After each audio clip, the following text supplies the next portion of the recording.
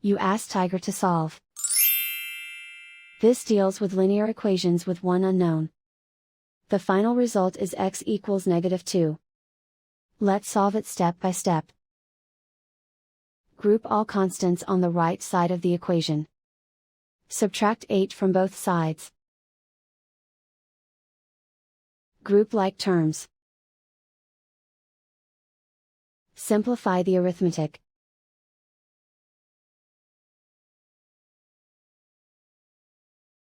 Isolate the x. Divide both sides by -3. Cancel out the negatives. Simplify the fraction. Move the negative sign from the denominator to the numerator. Find the greatest common factor of the numerator and denominator.